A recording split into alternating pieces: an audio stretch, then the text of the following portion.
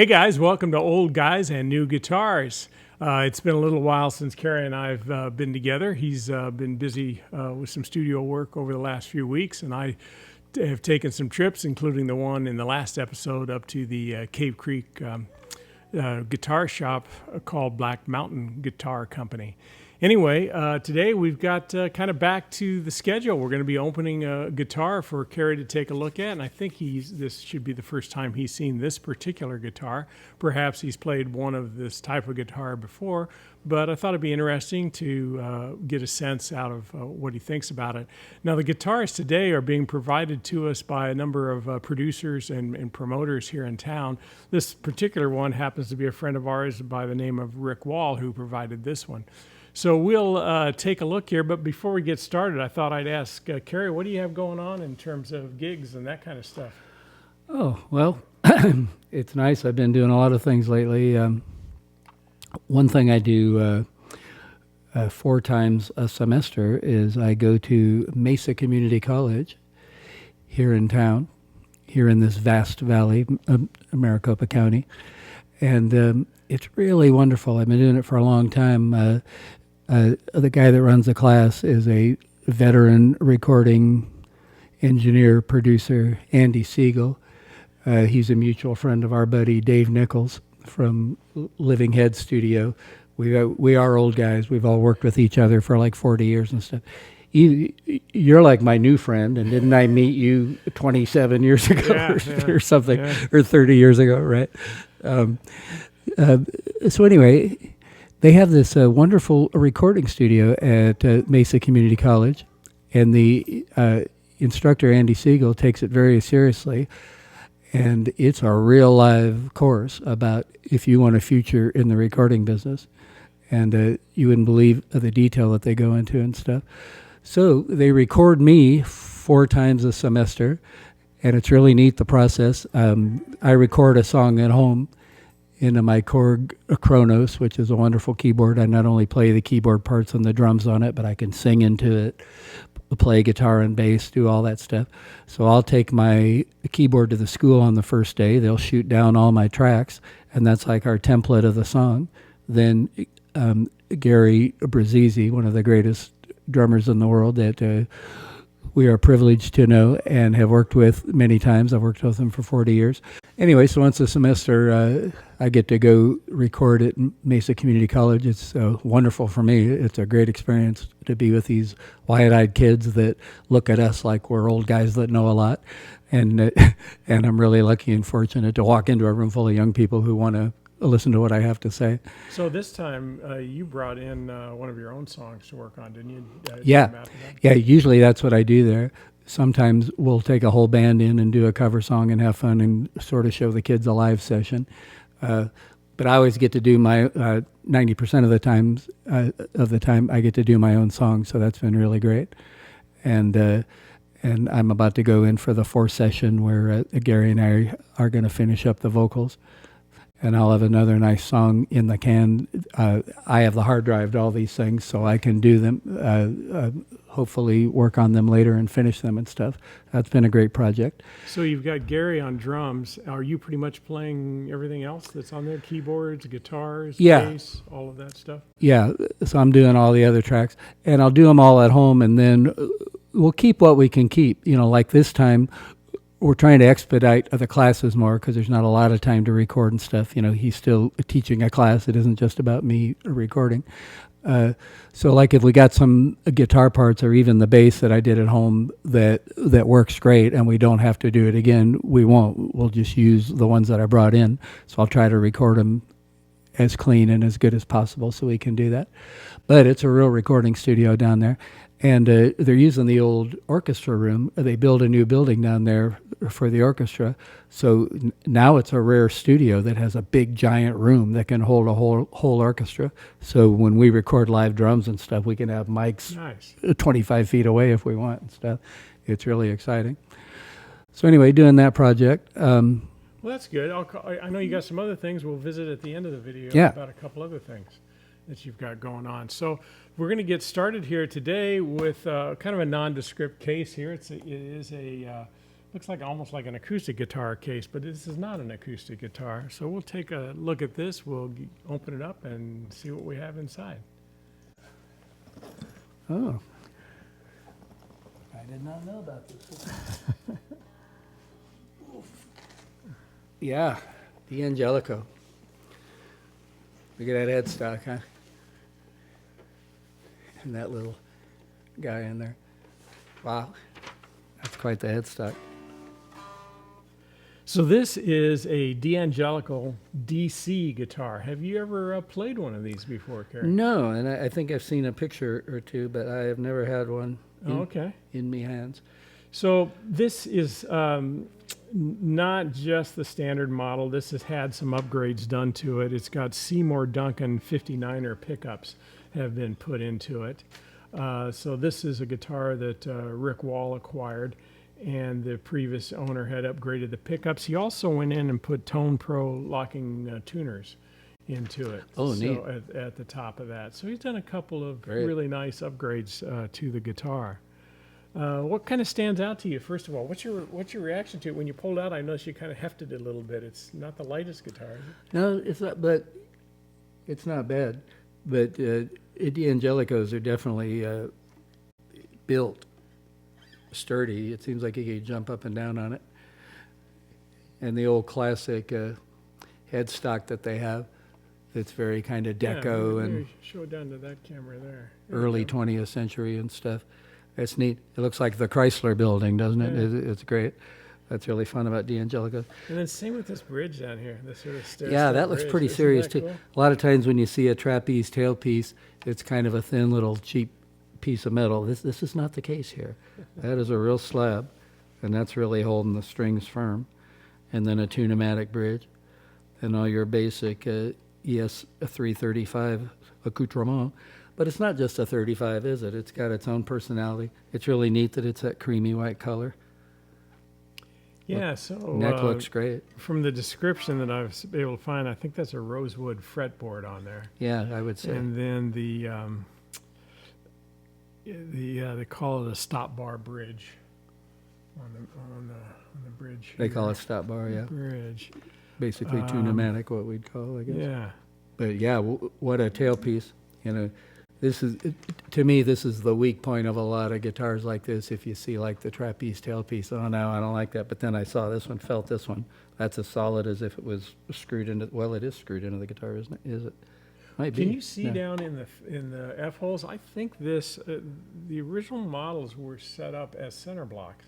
Can you tell it? Oh, all? yeah. It's Can a we little tell? hard to see. Can you Yeah, tell? it's kind of, yeah. Yeah, center block in there. So Yeah. that really helps stabilize. So that's some of really these. solid. Yeah. There's a real slab there.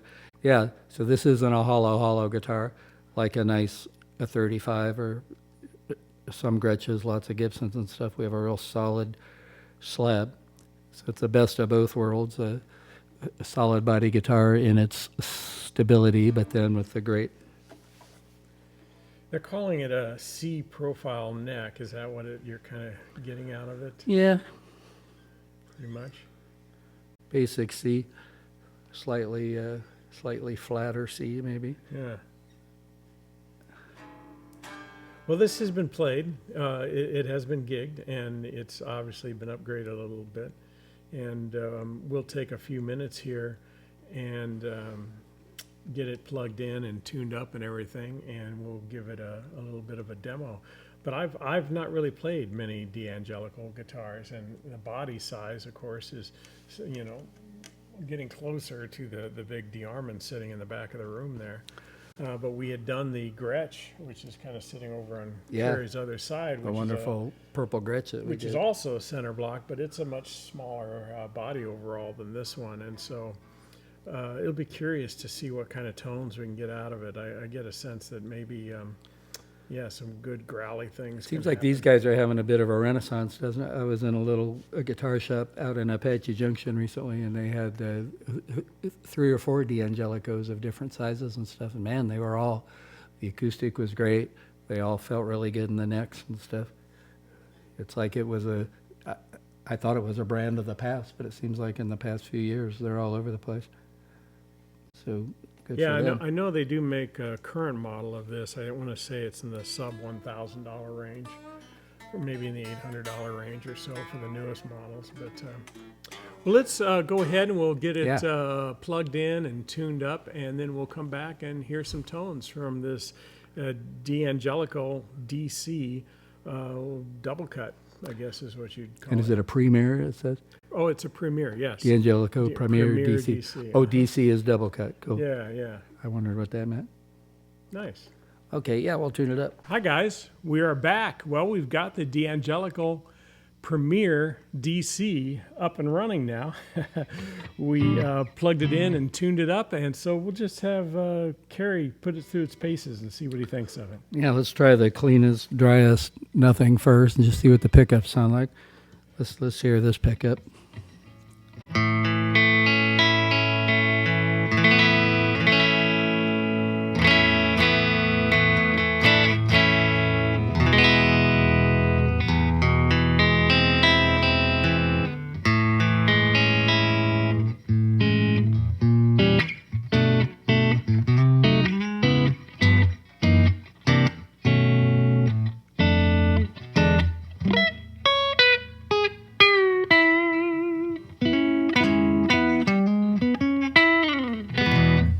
Clean. Wow. Middle pickup. I just got the volumes all the way up just so we can kind of hear the basic relative stuff here.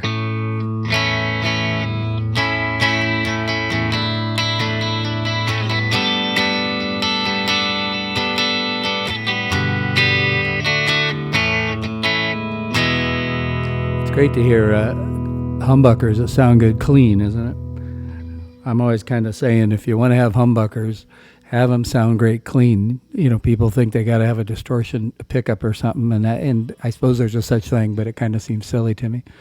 Any pickup can be a distortion pickup, and we have a trillion ways to get a good distortion these days, digitally, or 5,000 pedals, or 8 million different amps out there and stuff. So these were the Seymour Duncan 59er pickups. Ah, I guess 59. He upgraded these too. That might be the trick, because that's what I have on my SG, not the Seymour Duncans, but a similar idea, where it's wound like a PAF, it's wound like a late 50s humbucker, which actually means less magnetism. So sometimes when you get these big giant, 10-pound magnets that are supposed to be like your heavy metal sound, that's actually a detriment. It drags down on your sustain.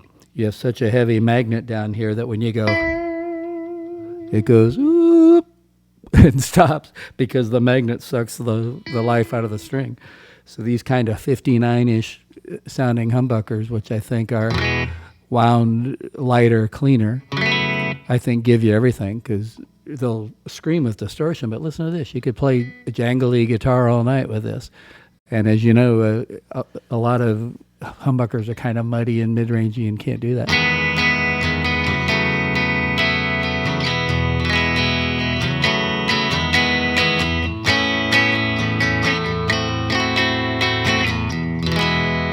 Yeah, that's in the middle. And even in the... You'd expect this one to be kind of bassy or something, but listen how clean.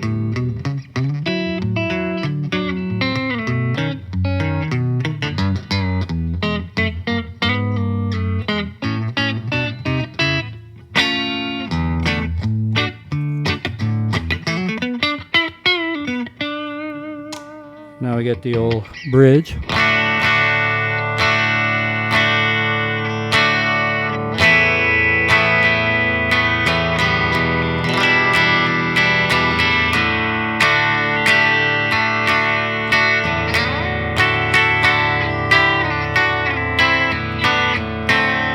Yeah, you could be in your Tom Petty-ish jangle rock band all day with this thing. And that's with nothing on it.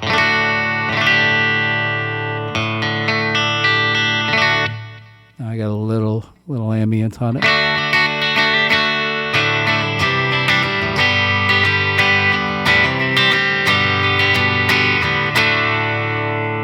How does the neck feel to you, Kerry? What do you feel sensing from the neck? Pretty nice.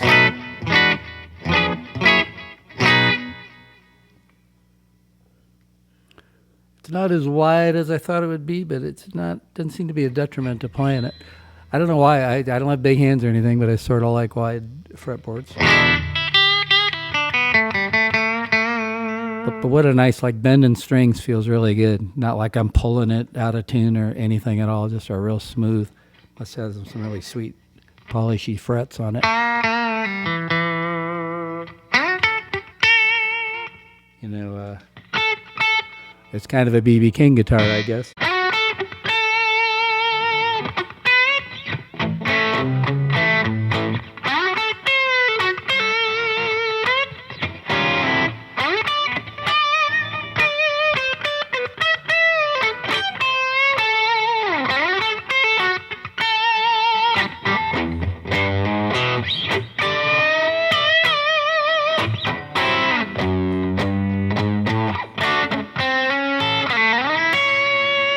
That's not a lot of distortion, just a pinch.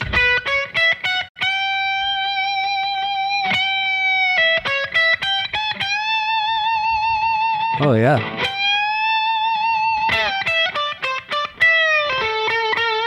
Yeah, that's a whole step bend, and the string's not dying out at all.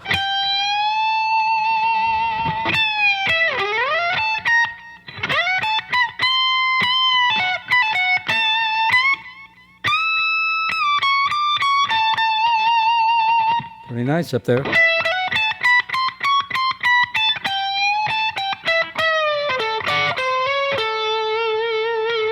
Yeah, just So a you little sit- crunch, a lot Yeah. of sustain. So it's taking you from Tom Petty over to B.B. King. And, Yeah. is there sort of some Buffalo Springfield or Neil Young kind of hidden in there somewhere too?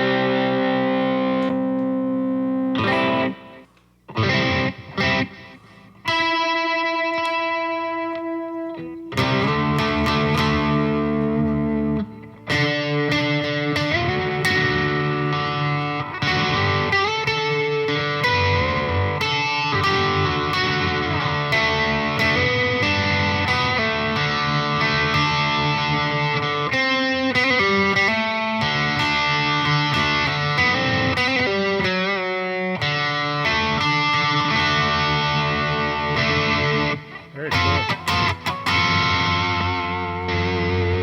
Let's see what more distorto sounds like.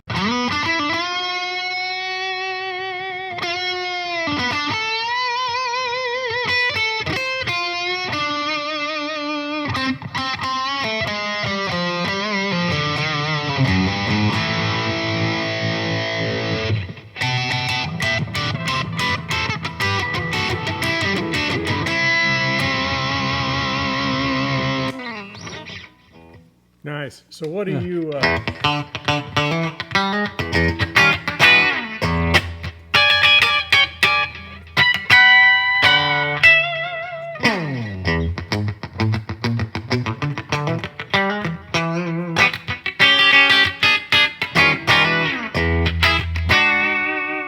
Yeah, get a little funk machine. So you're going into the studio and that guitar is sitting there. What kind of tunes are you thinking about? Grabbing that guitar. It's bluesier than I thought. Like, it's just because of the bends and stuff. It just feels fun to.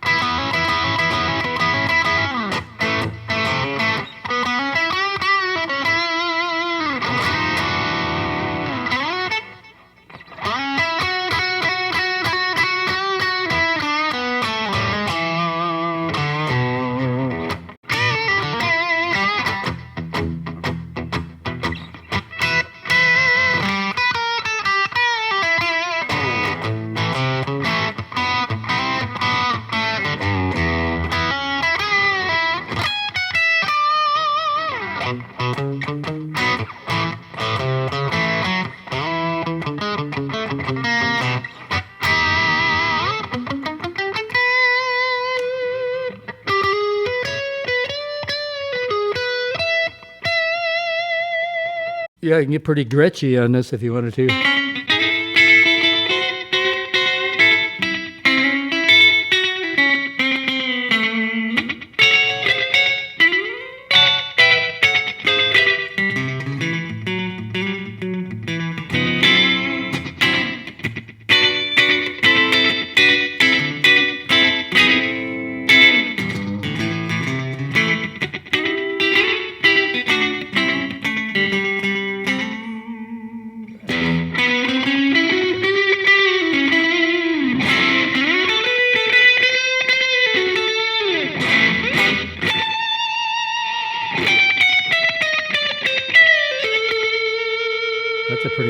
sound tone, huh?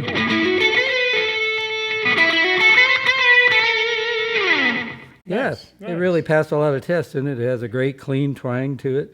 It can be a clean rhythm guitar. Seems to sustain like a monster during all the distortion stuff. It always ends up having a sweet sound. Even when I added a lot of distortion, it seemed kind of sweet, like pretty. Anyway, cool. D'Angelico. Oh, so there you go, guys. There is the D'Angelico Premier DC put through the paces. It sounds like it can be a pretty versatile guitar Yeah, for I'll say. a couple different genres, so that's kind of neat.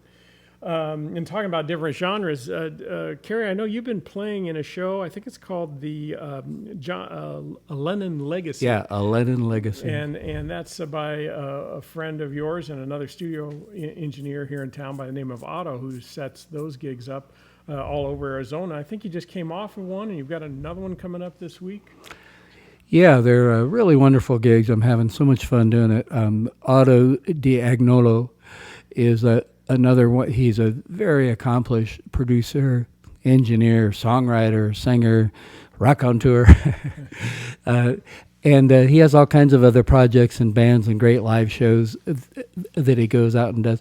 You know, they do like a Brooks and Dunn Oh, okay. a tribute show, and they do all this great stuff. And I was lucky enough to be asked to be part of a Lennon Legacy show. My friend Gary Brazizi, that I mentioned before, is on drums, and that's wonderful. You know, I've been playing with him for 40 years. So when is the next show coming up of that? Well, the next one coming up is Friday, what is it, December 5th. December 5th, and I guess it's at some place called the Sun City Festival Ballroom, and you can go to purplepass.com to buy tickets to that show. But if you haven't seen Kerry play in person, it's pretty amazing to watch him deconstruct and then reconstruct all of the John Lennon tunes, particularly the guitar playing parts. So well worth going to that show. Well, that's the exciting thing about it is you might expect a guitar player to want to be in a real shredding show where I get to show that I can play amazingly fast and do hammer-ons and all this stuff. And not really. Doing something like this John Lennon show is so fulfilling. I found that crowds not only appreciate the band, everybody in the band's a monster. What a bunch of great musicians. Oh, my God. So I'm just honored to be in the band. Otto has assembled some of the best musicians in town. You know, we have a violinist, we have a keyboardist, we have bass, we have drums, we have Otto guitar and vocals, and we have me lead guitar and vocals. Gary sings vocals. The violinist Suzanne sings vocals. Danielle is wonderful on keyboards. It's just a great band. Everybody in the band has their own projects and albums out and things that they've done for decades and stuff, so it's just a really nice lineup. Well, and I'll throw this in here since it is the season. Kerry Jackson's CD called Beat the Beatles is available at rexmatic.com, and you should be seeing this during the holiday season, so there's still an opportunity. Might even go to the big For His Age albums that are there at Rexmatic and pick up one of these guys. We got the vinyl of the last album and CD of the album from some years back. So anyway, thank you guys for tuning in today, and we'd love to have you subscribe to our channel. We are growing every day. We're just a few subscribers away hitting our first 200 subscribers, so we're looking forward to that. We'll have to do a little celebration. And then also, if you have a comment you'd like to leave, we love reading the comments and hearing what you think. And it gives us ideas, too, about future videos that we want to do. So check in with us, and thanks for tuning in today. Bye-bye, everybody. Thank you. All right.